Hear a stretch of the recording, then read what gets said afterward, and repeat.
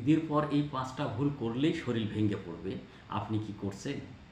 আপনি ১ মাস রোজা করার পর শরীর ডিটক্স হয়ে খুব সুন্দরভাবে আছে। আপনি যদি হঠাৎ অতিরিক্ত মিষ্টি খান, তাহলে ডায়াবেটিসের ঝুঁকি বেড়ে যাবে। ভাজা পোড়া ও তেলযুক্ত খাবার হলে আপনার অ্যাসিডিটি এবং গ্যাস্ট্রিক বেড়ে যাবে এবং পানি কম খেলে ডিহাইড্রেশন হবে। ঘুমের রুটিন পরিবর্তন হয়েছে, তাই ২-৩ দিন একই সময়ে ঘুম পাড়তে হবে এবং ব্যায়াম না করলে ওজন বেড়ে যাবে। তাহলে ইহার সমাধান কী? ইহার সমাধান আছে, হালকা খাবার খাইতে হবে যাতে করে শরীর সহনশীলের মধ্যে থাকে।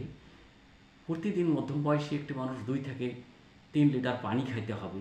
প্রতিদিন ২০-৩০ মিনিট হাঁটতে হবে এবং ফল ও সবজি খাইতে হবে এবং এইভাবে চললে কয়েকদিনের মধ্যে আবার স্বাভাবিকভাবে আপনার শরীর চলে আসবে।